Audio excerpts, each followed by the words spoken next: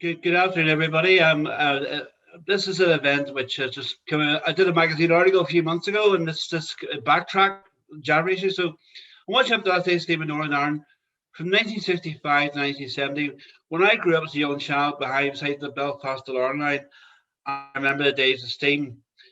We're going to look at a little bit of city film footage first, which is a very rare archive film footage from the 1965. We're going to have a look at it first, Lindsay, and then I want to thank, by the way, for the help in presentation, Paul from the Shoe Stations, Ernie's Archive, and the Irish Radio Record Society in particular. So, if we'll hand over to Lindsay, and we're going to look at the first a bit of rare film footage from 1965. I grew up, I should say, Carrickfergus, and there was a little railway there that fascinated me as a child, and the Cornwall's factory.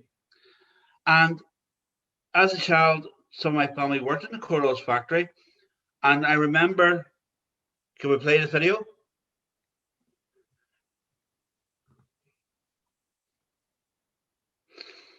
I remember as a child seeing this little railway and being down by members of my family. And this is film footage in 1960, April from 1965 of the Cornwall's factory railway. We've got the little engine. We see one of the big 264 tanks known as the Jeeps on the exchange sidings.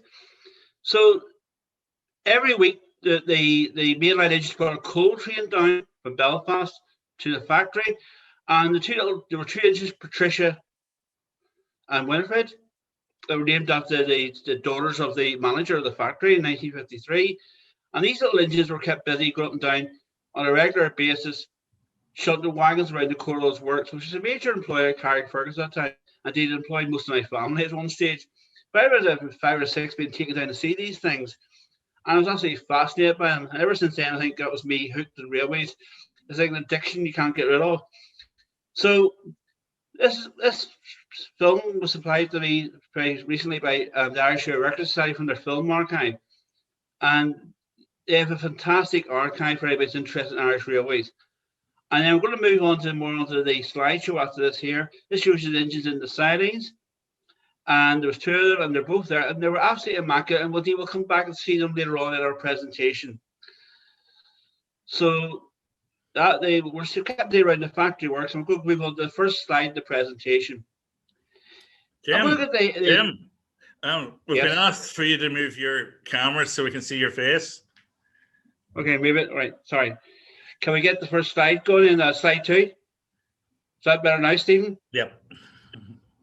Okay, going on to slide 2. We'll come back. So slide 2, right? In February 1965, the Derry Road closed. And that meant a lot of things like this became redundant. This is one of the 260s that was built for the NCC from 1933 onwards. This number 91 Bush, which was actually the very first member, one of the first members of the class, was taken ported down at the start of 1965. The Derry Road closed in February 1965. Northern Ireland lost its last mainline railway. And let me move on to what really happened on the Belfast to Ireland line. And that's the railway I grew up on. The next slide, please, Lindsay. So this is a UTA postcard from 1952. Shows you number 50. Well, the 264 tanks. This is a tank engine version of the previous ones. And these were built at Derby Works in England. Used to be home of the Midland Railway. The UTA crest is interesting because it's a large crest, but in reality, the crest is only 14 inches in size. It wasn't as big as that there, but that's an official publicity postcard. Go on to the next slide, please, Lindsay. Now, the 264 tanks formed the mainstay of the last days of steam in Northern Ireland. There were 18 of them built at Derby Works between 1946 and 1950. This is number 2 here, one of the very first ones, see York Road Works in early 1965. Looks absolutely immaculate. It's well turned out, the lining, the UTA crest, etc. This engine is actually one of the very first to be withdrawn, as early as 1968. And to the right, we'll see an 064 tank, which is called Loch Earn. I'll come back to that later in the story. But it shows you these engines, look very smart. At the rear, you see the bunker.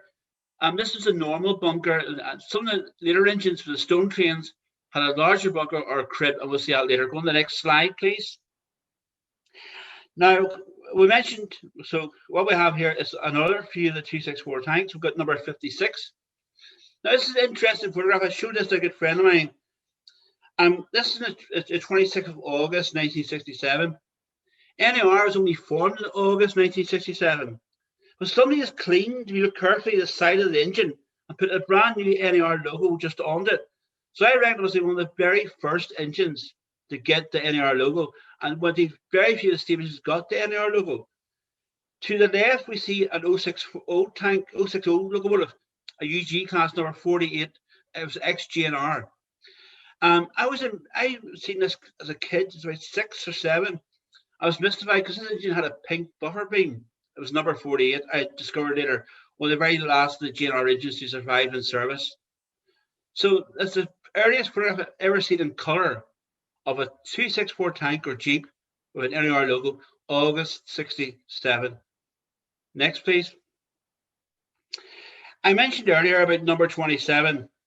Number 27, for those people in Enniskillen and that were came the Sligo Leitrim's and Northern Counties Railway. One of the things unique really, I think the County Donegal Railway, which I'm also involved in, a member of the Donegal Railway Heritage Centre. The Sligo Leitrim was a cross-border railway, which meant it wasn't owned by either the Northern government or the Southern government. And the Sligo Leitrim didn't give their engines numbers; they gave them names. This engine was built as late as 1949. It was the last engine really built for any Irish railway in England. The Sligo Leitrim closed in 1957 when they shut the GNR lines through Fermanagh and most of Tyrone. It was bought by the UTA, the Ulster Transport Authority, and number 27, as the UTA numbered it, was based at York Road to shunt the yards, become the shed pilot, and to work the docks lines, which we'll come to later. To the right, we see another one of the 264 tanks, number 3. And number 3 doesn't look as smart or tidy as number 27 does. And that photograph comes back from 1967, for those who are interested. Next. As I mentioned earlier, number 27 was kept because at that time, the line ran from Belfast, York Road, down to the docks. We see the Haitian boat. I'm old to remember traveling the Haitian boat to your left of the photograph. And number 27 was kept for working along the docks lines and shutting the yard in Belfast. And we see it being along Donegal Quay today. And that's just down past where Carlin Dock, etc. is today. And that is hard to believe, but there's so much change. That's down those fancy new apartments down there just beside the new bridge, the Dargan Bridge. That's what that photograph would be today. Next. Go to another look at number 27 here. Sorry. Next. We'll take another look at number 27 here. And it's shut in York Road Yard. York Road is the headquarters of the NCC. I was also where locomotive works were for the UTA. Now that photograph there, sorry, go back one, Lindsay, sorry. Can I go back one if possible? The one we have there, right, this one here shows you numbers, right. The one where it's in the yard, Lindsay, the next one, okay. That's the joys of sin. No pressure, right? That photograph today, that's taken looking towards where York Gate Station is roughly today. From York Gate Station, and to the right-hand side, that whole area has been obliterated by something called the M2, which the spoil trains would used to build. 27 was a very useful engine, and it's one of the ones that survived this day. I'm going to take one last look at this locomotive. These engines were quite old-fashioned. It was based. So next. These engines were quite old-fashioned, and they were based upon a design date back to the end of the 19th century. This photograph is also shown to some people. It's from September 1969. If you try to take that photograph today, you'll get run over by the cars. It's taking the wagons down to get the coal from the boats, and the coal was used to keep the steam engines going. That's roughly where Witness Street joins Corporation Street, or M2 joins Corporation Street. And it's entering the Harbour Commissioner's area of the. And it's a map to the right-hand side shows you the dock lines, and to the right you see all the crest of the Belfast Harbour Commissioners. So that's roughly where you come off, towards Corporation Street in Belfast. And number 27 is hauling the wagons over there, and that line closed very shortly after that, when the M2 was completed, which the steam engines helped to build. And that's a very rare photograph. And I'll explain them up the dock lines later and in a future slide. Next, please. Now, what we have here is another photograph of another 264 tank. This is number 10. This is in August 1966. And it's the dock line signs at York Road. And these engines are a very modern design. They're one of the few logos that aren't silk clean and smoke boxes, etc. And they were built just after World War II and based on a very similar design for the LMS Railway in England and then later the BR lines. Number 10 was the very last of the first batch. These engines were built between 1946 and 47. At this stage, they're still clean and well maintained, as you see in this photograph. Next. We're going to look at a sequence of photographs here that shows you everyday work around York Road. The 264 tanks are the last to remain in service. Next. Well, the last to remain in service. And number 2, then we're going to see another photograph here at York Road. Okay. Once again, that's a very interesting photograph. Everybody knows Belfast. There's a footbridge crosses the railway and the motorway as we come into Belfast. And taking on the footbridge, this one here is shot here. We're looking towards the city centre, where York Road Works is still there today to the right, where the railway maintains the rolling stock. Everything to the left of this photograph, to the left that like that pylon or pinion, that's now the motorway. That's now the M2. That would have been the goods yard, etc., for the railway, because goods traffic is very important for the railways. We're up to the 1950s. This engine is also not just, this engine is not shunting a train. This is the weekly coal train that ran from Belfast once a week, just carried the coal to the coal rolls factory, the part of the factory at coal rolls. And once again, I showed this to somebody else in the Irish Railway Record Society, and then they were seen after this train before. And this dates from August 1966.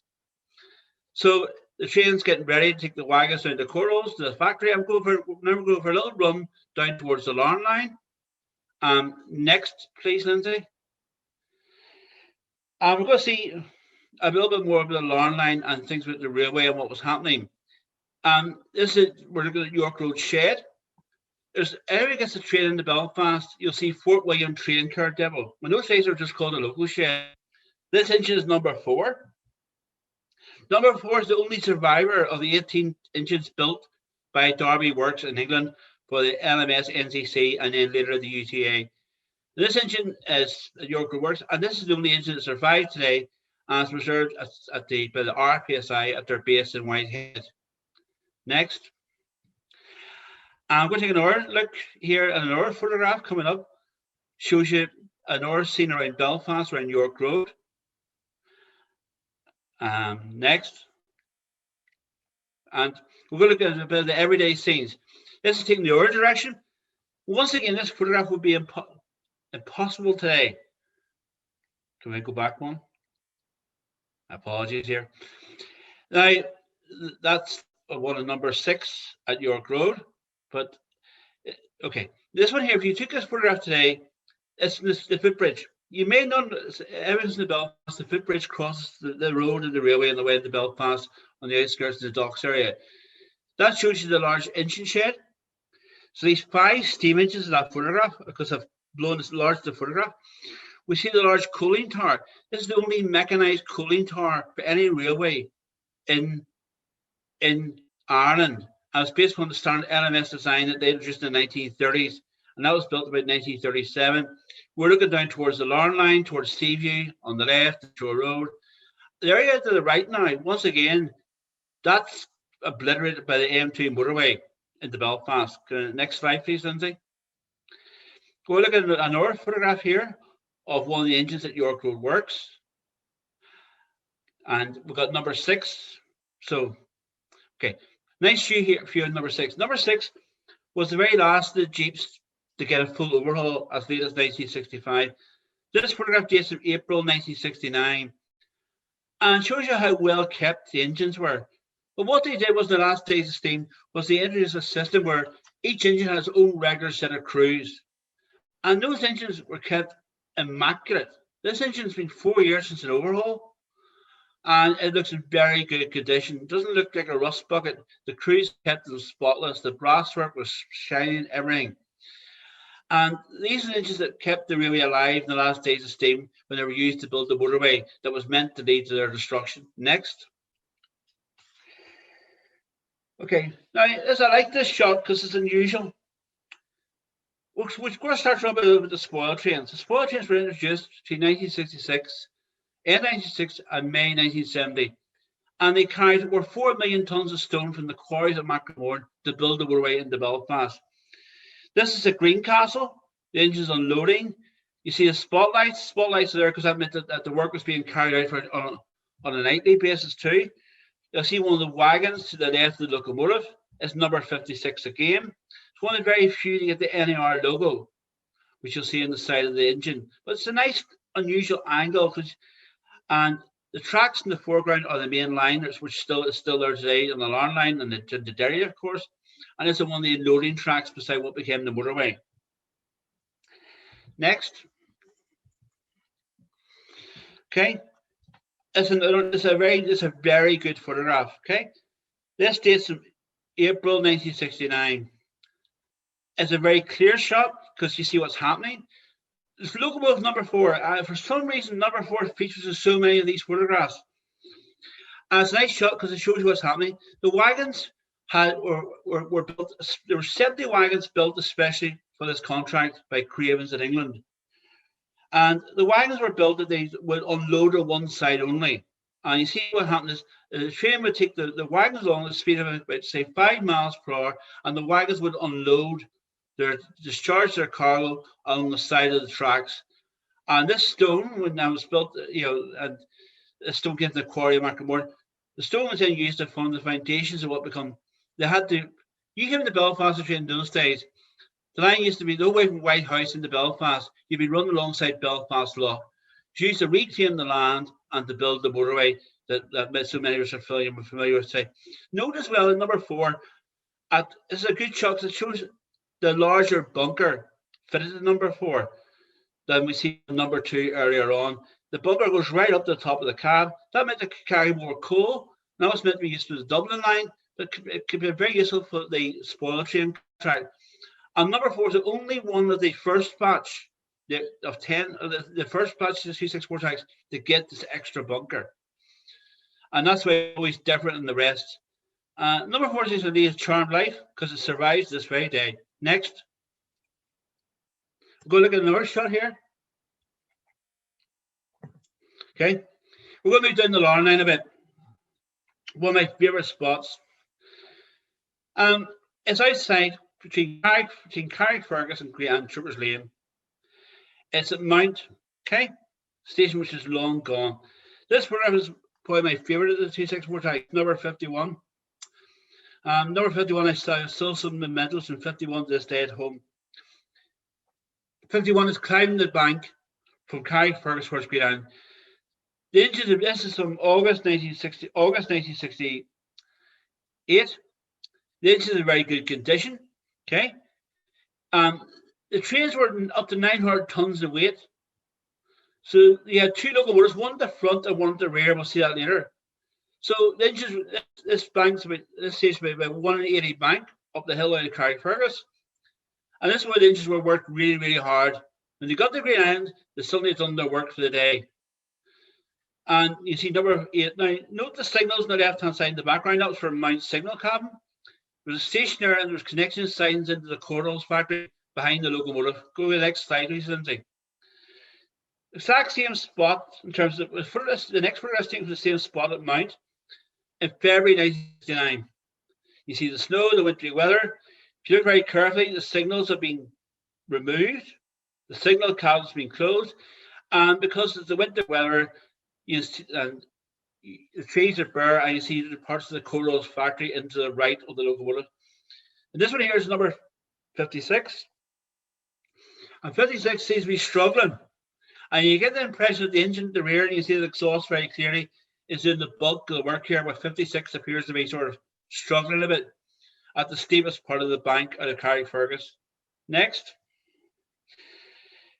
Now, one of the little railways that fascinated me as a child, because I grew up in this part of the world, was the factory at Carrickfergus. This is a photograph from 1966. It's very unusual. I've never seen a photograph published of a 264 tank here. The one we have here towards the front is you see one of the Jeeps. There's a 26, as they were known, especially with the crews, because they were like the best one. These engines could go anywhere and do anything, just like the Jeeps could in World War II. And they were built just after World War II. That's where their nickname came from, and the nickname stuck. I think this is number 5. It's just very hard to see clearly. It's propelling the wagons into the exchange sidings. It's getting the train ready. You see the factory at Corals behind you, and you see some of the sidings. There's quite a complicated little network here at Corals. And there was a weekly train, but the factory at some Corals, they just were kept busy during the week moving stuff around the works from one part of the works to the other. Next, please. So we showed earlier a little film clip. These little engines were built by Peckett between one was built in 1948 and 1950. And they were some of the last steam engines built by any industrial railway, not just in Britain, but certainly in Ireland. Okay. And we'll see a whole rake of wagons behind you. It's quite a complicated layout here. And these engines were kept absolutely immaculate. I remember as a kid, so I had 6 standing 50 on one of these, and they're just kept immaculate. Next. Go see another one of them here, because Corals were a major employer, not just in Northern Ireland at Carrickfergus, but in Britain as well. And they produced textiles and all sorts of things. And this is a lovely shot here of Winifred in the Corals siding. Winifred was built in 1950. And the last steam engine, as far as they were built to any Irish industrial railway, was Winifred. These things were kept, and I mean kept spotless. The crews took great pride in them. And it's a great pity that when the railway closed, and they closed, the spoil trains to a certain extent killed the railway. And the UTA said, we can't run coal trains to Corals, and they run them once a week, and run the spoil trains at the same time. And the spoil trains took over at the end of 1966, and the whole railway, the contract, and these trains ran until the summer of 1967. And by 1968, the railway was being lifted, and some of the track ended up at Whitehead. Some of the tracks were still there because it went to the Whitehead, to the RPSI at Whitehead. And these engines ended up in the scrapyard. Next, please. I'm going to add another photograph of them. Okay. They went to the scrapyard in Belfast, and they went to Eastwood Scrapyard in Andersonstown. And there was an attempt to keep them. There was an attempt to preserve them. But this is Northern Ireland. This was the summer of 1968. So looking on the world in 1968, a lot of things are starting to happen in Northern Ireland, which not in a good way, and I'm an historian, I know that. And unfortunately, these engines were cut up. And it's a great pity because they reckoned that they were in absolutely perfect condition. They would been ideal for a reserve railway or whatever. But people weren't thinking about that in 1968. And unfortunately, this little bit of history, which is easily forgotten about, ended in the scrapyard. We're going to go back to the Larne line next and go for a little run down part of the Larne line. Now, this is at Barn Halt. This is between Carrickfergus and Downshire today. Carrick Rangers football ground, where I remember supporters of Childs and to the right. Barn Halt is what you certainly call a basic structure. Okay. So number of halts the UTA in the NCT in the 1930s to try and encourage commuter traffic around Carrickfergus. We see the traditional signalling on the left. It was based upon the semaphore signalling used the Great Northern Railway in England. We see a stone train coming through. This shows you one of the empty workings. And what they tend to do was that the engines work bunker first on the way down, because when it's going empty, the wagons aren't counted over the stone the way as you do in the way back. And you see that these were worked with a steam engine on one end and a steam engine they were called topping and tailing. And this is August 1969, in the last summer of the stone trains in action. It's going through Barn Halt on its way down to Whitehead and Macromorn. Next, please, Lindsay. Now, the next one here shows you another. This is a photograph I picked for my intro slide. Number 51 again, the summer of 69. This is coming into Whitehead and Ballycarry. Okay, that scene hasn't changed that much even today. To the left was the Whitehead Golf Course. It's also in 1917-18. The area to the left was the golf course, was the first airfield in Northern Ireland, where the first airships were used. So look at the history took place to your left, because the lowland land, that's where the first airfields were they used airships during World War I, 1718. When they were used in Northern Ireland and pioneered them, they were used on the left-hand side, and that's where the airstrip. Number 51's pulling the load of spoil train in, the engine behind's working hard, and Whitehead to Larne was single track. So the spoil trains are running. This little stretch that was kept quite busy for its regular passenger services and the spoil train contract. And this stage is April 69, August 69. 51, they look so clean. And there were slides that got mount. It started looking a bit worse for the wear. But you have 51 would be one of the last two Jeeps to send steam. Okay, Lindsay, next. Another nice shot here because the angle is taken. These engines here were kept very, very busy. And this is near Ballycarry. Okay. Once again, this is August 1969. It's another lovely colour photograph. And this is number 4 yet again. Number 4 seems to be everywhere. I don't know why the photographers seem to love number 4. It's and what number 4 is doing here? It's the rear of the train. This is a loaded spoil train going back to Belfast. So this is what I mean by topping and tailing. When they went to Belfast, the engines tend to work what they call smoke box first. And it's a low side-on view. Lauren Locke's behind you and McGee's behind you. And it just shows you, the hard work being done by that locomotive. And these engines weren't built for this work. But they did a job that the people said they couldn't do, and they kept A, the railway open, and B, built the motorway. I made a huge contribution. And you see the wagon to the right of the locomotive? They built 70 little 4-wheel wagons with 30-ton capacity. The only problem was, they did a lot of damage to the track, and that was a major issue. Next. Okay, this one sent to me with very little information. First of all, it's the Larne Harbour. What used to be the lovely station building there is to your left. Okay. We see that the Larne Stranraer ferry to the right. It's the locomotive.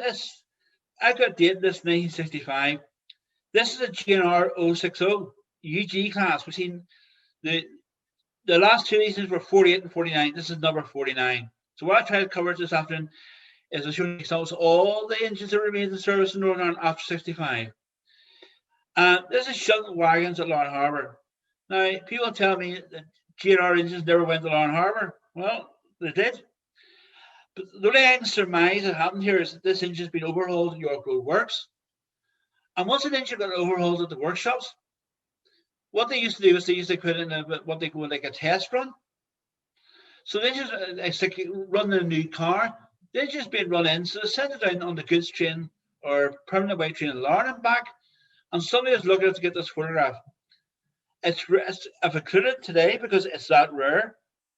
But it's UG number 49, built as late as 1948 at Larne Harbour. That whole area, you wouldn't recognise it today. Next. Go a little more into stone trains. Okay. This is a macro morn. This is macro morn. We're looking towards Belfast. This shot's from April 1967.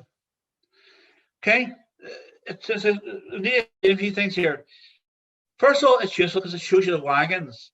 Okay. And they're full of stone. Okay. They were loaded up in a very rough and ready way. And each train was supposed to carry about the same. Well, you know the way of measuring it. Note the bridge over the railway. That carried the trucks from the quarry down to the railway line, down to the railway line, down to the loading points. Used to be a rickety wooden bridge there, but once you were getting such a massive contract, this was like a 24-hour contract, 5-6 days a week for 4 years. They had a brand new concrete bridge in. The engine is to the right is the passenger loop of Macromorn, which remains to this day. But as does the bridge, everything else is gone. To the left of the engine, just past the bridge, there's a set of sidings known as the south sidings. You'll come to behind the locomotive. Excavate what's called the north sidings. There were two sets of sidings in Macromore to load the spoil trains. And it's just a very atmospheric photograph. It really sums up. Remember, these trains are usually 20 wagons in length. Next. Go to another look at one of these. Okay. And this, once again, right, this is what's called the south sidings. You see the left-hand side, there's the loading point. We see the top dumper truck full of wagons. So these trucks, these huge trucks, carry the stone down from the quarry at Macromorn, cross that bridge, and loaded the trains up. And the train is loaded up, then it's ready to go. Note the wagon behind the locomotive is number 4 yet again. I don't know why. Note the wagons behind the locomotive. You can tell they're brand new. You can tell they're brand new because they're clean. Because once they had a few weeks in service, they got quite dirty. They had 7 of these wagons and they never needed more than 40. It's a good job because so many got damaged and broke that without the extra ones, the contract couldn't have been fulfilled. Towards the middle, we have another 264 tanks. I don't have the number. So what the engines did was they arrived at Macromore and the train got loaded up. They just had to go and take water. So what's probably happened here is the engine in the background has probably went to take water and is now ready to go onto the rear of the train. It's the south side facing Belfast. The train will then reverse out and the engine in the distance will be the front of the train, but the one beside us will be the back of the train. But you see the whole operation here, and you have 3 tracks here. And the wagons to the right are some of the spare wagons I mentioned earlier. And they're the ones that ever give the duds are the ones there's a fault with. And things like happen, like this, the stone rocks are so huge that sometimes they got stuck in the wagon and couldn't get the stone out. But this operation went on, and the trains usually ran Monday to Friday, and they ran a couple of trains on Saturday morning. And this happened for over 4 years. And this is something I've seen every single day going past my house in Green Island until 1970. Next. We're talking about the south sidings. Now we're going to look at the north sidings. This is number 10. This is coming from this for us from April 1969. This is to the left. We're looking towards to the left is towards Larne. To the right is towards Belfast. Okay. What you have here is one of the typical stone trains towards the end. You see the huge quarry. The whole area behind it. That whole area now behind us, part of the games was used to film. There's a giant film set for things like Game of Thrones, etc. It's all filmed down there for the last number of years. So number 10 is getting ready to get the trains, and they're up to usually 4 or 5 trains daily between Belfast and Macromore. The train came down, got watered up, the wagons got filled up, and then the crew and the goes put the train back to Belfast. It was hard work on the way back because it's a 900-ton train. And this unusual landscape, as I said before, is now a giant film set. The whole thing's at Macromore. Next. Go look next at another shot here. Okay. What we have here is we're between macro and to the top left. Okay. It shows you a number 51. It's number 51 on a spoil train, even Macromore. Just come under the bridge. You see the clean. It's 1967. You see the clean wagons there behind the locomotive, which shows you that these were obviously some of the new wagons that just arrived. The main photograph is a lovely shot because it shows you the trains just left Macromore. The large mounds of earth which from the Eldenfield from the quarry are still there to this day. There's talk about making the bridge down McGee so the residents that we lived down McGee. And what you see is the trains, number 10 is leading and 51 is pushing. And it's just between Ballycarry and Macromore. And this photograph is a really, really lovely shot from August 1969. And it's, to me, people say the lines in Castle Rock and Derry are very attractive, really. I always think the lines from Whitehead to the Larnes are very attractive lines this day as well. And this is really the last summer. But this stage, Steam had ceased in Britain on the main line in August 1968. These are the last steam haul services anywhere in the British Isles in company service. And these trains became a mecca for the English photographers. A bit like I'm holding the Donegal Railway Heritage Group. And we are also, the amount of photographs we get in the 1950s when they became a mecca for the guys in England who just loved steam trains. It's unbelievable. And the Northern Line was the same. Next. Okay, what we have here now is a photograph, okay? Way ahead, okay? As a scene, it hasn't changed that much even to this day. It's just even way ahead, heading towards Belfast. It's a lovely summer shot, okay? From, July 1969. Yet again, it's number 4. It just seems to follow me around. And you can tell here that there's not much happening because there's not much fireworks and steam engines happening here. The train's just getting ready to go along the line, way ahead to Carrick, which runs alongside Belfast Lock on the way in. A nice summer shot, just nice atmospheric, Blackhead to the right there, 9 McGee. I'm going to the next slide, didn't I? Okay. And what we have in the next slide is the same, it's also way ahead, okay? And it shows you, next one, yeah, perfect. It's great. It's a lovely photograph. It's from February 1968. This here's the Irish Works Society. Superb shot. It's actually strange enough, number 4 again. It just seems the snow's there. And it's very important. Expansion, this was an all year round operation. This operation didn't stop because of bad weather. Today, this wouldn't happen. These trains ran all year round. The crews really looked after their engines. They were allocated their own regular locomotives. And some people said they treated them better than their wives and their families. They just loved the engines. And this is a superb photograph from the lovely town of Whitehead. And Whitehead's a railway town. Whitehead wouldn't have existed without the railway. And it's very ironic. This is where number 4 is, and that was his final home. Next.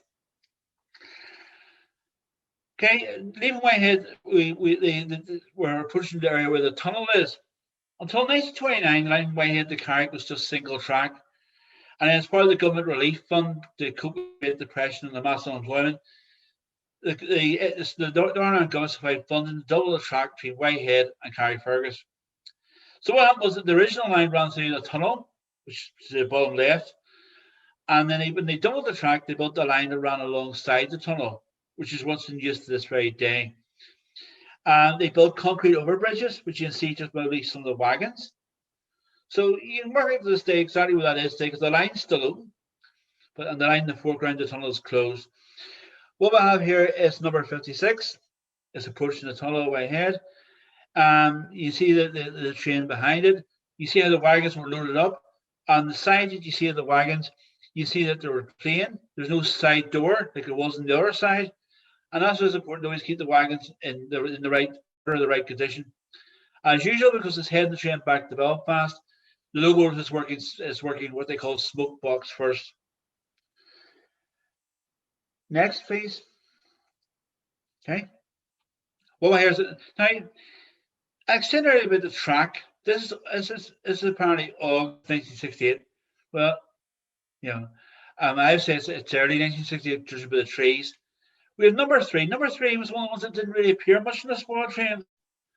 They didn't really trust it enough. It's a lovely shot. That footbridge is still there to this day. Okay. To the left of the footbridge is the yacht club, still there to this day. And it's approaching Whitehead. It's one called the permanent way train. Those big heavy wagons had a lot of damage to the track. 1967-68, UTA was kept busy, or NER was kept busy keeping the track in order. Okay, because the amount of damage the wagons were doing. You then heard ton trains pounding them down 5.5 days a week.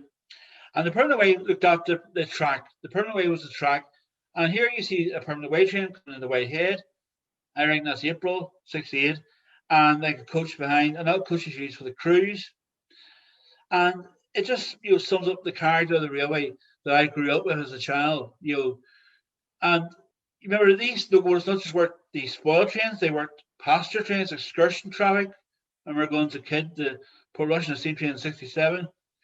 But I want to concentrate up on the railway today and the end of steam in Northern Ireland and show you what the everyday railway was like. It wasn't just glory, the glory of the steam trains. It's hard work for those guys. But tell you what, I was looking to meet some of when I was a young person, and the stories that I tell you about the railway, I just wish I'd recorded even half of them. Next. The contract lasted 4.5 years. And during the contract, these trains hauled 4.5 million tons of stone from the quarries of Macklemore to Belfast to build the M2 motorway we take for granted today. There's two photographs here of the last train. Number 4 to the right, they got special headboards. Now, I don't know how they worked out, which accounted it worked out. There were 7,600 of them. Well, that's what they said. That's what we have to go by. History books will say, well, you can't challenge it. How are we going to check? Number 4 to the right was at the back of the train. Number 53 to the left was at the front of the train. And behind 50 is a special headboard locomotive. And on the first wagon, behind the first spoil train wagon behind the locomotive, there's also a special notice board. But I couldn't get permission to use that photograph. To the left, there's a water tower. So the water tower is there because the engines had to take water. When they came from Belfast, they had to take water to get ready for the return trip. The water tower, it came, UTA didn't waste money. They closed the line to Uri and Warden Point in January '65. So that water tower came to Uri Edward Street Station and was moved to Macklemore in 1966 to get ready for the spoil train started operation at the end of 1966. They moved 4.5 million tons of stone from Macklemore to Belfast over 4.5 years. Luckily, the REC said at the time there was no way this could go by road, and the UDA had turned to their steam engines, which they had tried to get rid of in 1965. And this actually made a profit for the railway and gave a good foundation for NAR, which took over in 1967 to create a new transport company and a new future for the railway. So the spoil trains, as an article called, they were digging their own graves, so they were to a certain extent. But these engines, which most of them haven't got any major work done since '63 or '64, somehow got through the contract. But by the end, it was touch and go. Number 53, to your left, was a situation where its boiler certificate had only another week to go when the boiler certificate expired. And number 53 made hold the last spoil train to Belfast. It never worked again, unlike number 4. And number 4 survived to work for North Shields when it was withdrawn completely and the reserve. So, this got a lot of attention. This is a major achievement of the railway. This really marked the end of steam in Northern Ireland on a regular basis. The last steam haul passenger trains were operated as late as Easter 1970 on regular service, when the NAR and the Winston filled the rail cars to Port Rush for the day and let steam run the Larne line. Because what happened during the late 1960s was quite often the rail car trains broke down. The steam engines had to go out and save the day. And there's records of up to 4 or 5 steam engines out in duty on passenger trains in the summer months during '67 and '68 in particular. Next. We're now going to look at, some other aspects of it. This is number 52. This is photographed in the end of 1966. The engine is in bad condition, to put it mildly.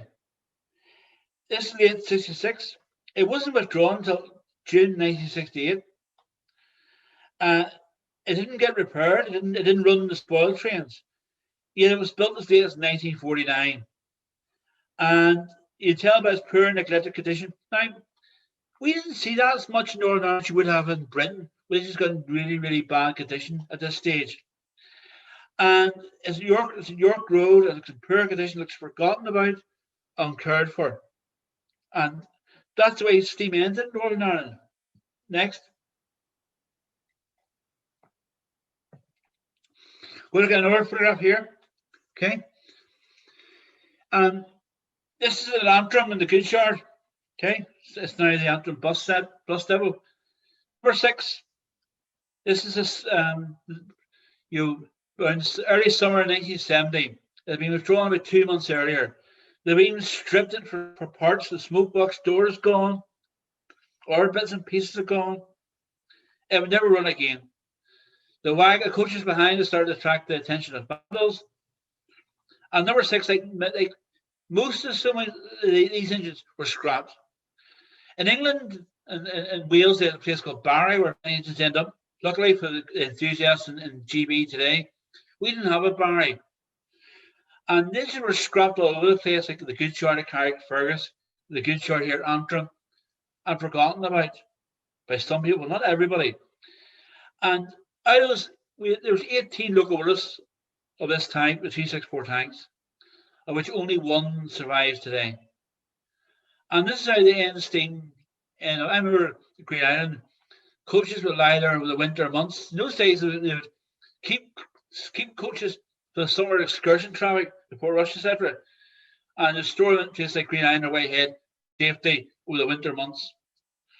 And we used to go and play in these old coaches like in this photograph, because they were our playground. We were about 6 or 7. They were our playground. We didn't know any better. And there wasn't much else to do in Northern Ireland those days, I assure you. Next. I don't know, we have now seen, logos from 5 different types of classes that survived from February 65 until May 1970. Of those logos, only 2 survive. Number 27, the last engine built for an Irish railway in England by Bear Peacock. Okay, and it's built for Sligo Leitrim, and Sligo Leitrim ordered them and said, "Oh, I'm sorry, guy, we're a bit tight for money here. We can't afford to pay for them." So Bear Peacock tried to sell them to somebody else, but they're 5'3" gauge, the Irish gauge. They were no use to anybody in England. And then the Sligo Leitrim bought them and purchased an early form of credit until that great railway shut in 1957, and they were bought by the UTA for a few £100 each in 1959. And it was kept because, it was at York Road Works. It was kept in 1970. It worked the Docks line, which closed by Spain in 1969. And number 27 was bought with a member of the RPSI, and now is preserved at Whitehead. Unfortunately, it's in very poor condition. It's in the back of the shed, a bit unwanted. But that engine is actually based on a type of design called the long boiler design. It dates back to the mid-Victorian period of little steam engines in England. The Sligo Leitrim built the engines. All they ever had was those 64 tanks. That's all they built. That's all they ever used, and they didn't give the names. 27 survives today. It's a bit forgotten. I would love to see that engine restored to some sort of decent condition at Whitehead. The last one I have here now is April. This is from February 1969. We're coming into Whitehead. Classic shot on the King's Road Bridge. Whitehead. Number 4 again on the spoil train. Sums it all up, really. What you have there is the train's working hard, coming to Whitehead station, coming off the single track on the double track line. You see the rake of stone wagons there, you see the engine in the background. I picked this because it's appropriate. To the right hand side is what was the former Whitehead excursion station, built in 1907 to bring the day trippers down from Belfast. They've done their half day, got their half day from the factory, come to the scenic delights of Whitehead and Belfast, go out in the horrible industrial conditions of industrial Belfast, to the little workers and the shipyard experience. The tracks to the right are still there to this day, because that's now the headquarters of the RPSI Whitehead. That's where their museum is, and that's where number 4 is based and kept this very day. So I picked it up because all the locomotives that we've seen today, they're the only 2 that survived the carnage, the last days of steam in Northern Ireland. They're the only 2 that remain to this day. You see yourself, winter conditions, number 4 doesn't look the best. But these engines worked on, they carried on, they fulfilled the contract with money for the railway company, and basically they built an AM2 was meant to close the Larne line and probably part of the Derry line. Well, luckily those lines remain open to this day. And you drive in over the way to Belfast, reflect upon it next time you drive in along the M2. You're driving what was York Road Works, what was the York Road Goods Yard, what was the railway you've seen today. And this is the last major railway contract anywhere in the British Isles. These are the last steam engines in regular service anywhere in the British Isles until the summer of 1970. And the last few weren't officially got rid of to 1971. And luckily, Ross number 4 is preserved today, just to the right of that photograph at the RPSI base in my head. And what I try to do really is, it's a very much a personal trip. I've done the Lorne Line. I grew up in the Lorne Line. I lived in the Lorne Line. It was my railway. I didn't know any better as a kid. But those memories of growing up is what I grew up with. It's what made me interested in railways to this day, and also as a historian as well today. And I was lucky enough to witness the last days of Stephen Northern Ireland as a child. And those memories, will never be forgotten. It's given me a lifelong interest in history and in railways in particular. And what I try to do is not do a technical job today. I try to do a more general picture. To give you an idea of what it was like, it wasn't a glamorous thing, but the crews did their job. It was hard work, hard physical work. But the steam engine, the outdated steam engine, built the motorway and kept the railways alive in Northern Ireland. Because at one stage, people like Benson wanted to close the entire network, basically, except for Belfast to Bangor for some reason. I don't know why. Maybe it's a civil service, I don't know. But luckily, we have a railway say we should be proud of our railway heritage. We should want to learn more about it. And I really want to thank PRONI for inviting me to hold the talk today.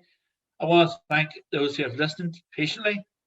And I'm going to be ready to answer any questions. And thanks to Lindsay in particular for the technical end, and Stephen for the facilitation. And I'll be glad to take any questions anybody has. Thank you.